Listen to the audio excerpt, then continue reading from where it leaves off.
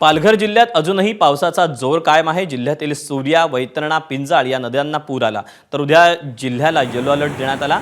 या परिस्थितीचा आढावा घेतलाय संतोष पाटील यांनी।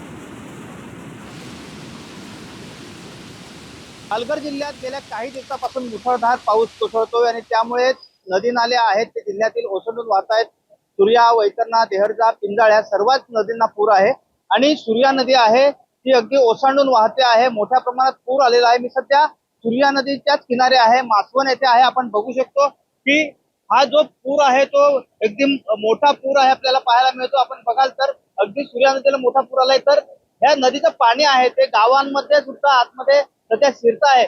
जो पावसाचा जोर आहे तो अजूनही कायम आहे। ह्या भागामध्ये पाऊस आहे तो अजूनही सुरू आहे। ह्या नदी नाल्यांना मोठा पूर आलेला आहे, त्यामुळे जिल्हा प्रशासनाकडून सुद्धा सर्व नागरिकांना जे सतर्क राहण्याचा इशारा आहे तो देण्यात आलेला आहे। तर ह्या नदी काठांवरची गावं आहेत त्या गावांना सुद्धा सतर्क राहण्याचा इशारा देण्यात आलेला आहे। एकूणच पाहायला गेलं तर ह्याच पार्श्वभूमीवर राज्याचे जलसंपदा मंत्री गिरीश महाजन यांचा सुद्धा दौरा आयोजित केलेला आहे आणि ते सुद्धा पालघर दौऱ्यावर आहेत। एकूणच पाहायला गेलं तर आता जिल्हा प्रशासन आणि जे आपत्ती व्यवस्थापन आहे ते ह्या आपत्तींना तोंड देण्यासाठी सज्ज झालेलं आहे। संतोष पाटील, एबीपी माझा, पालघर। एबीपी माझा, उघडा डोळे बघा नीट।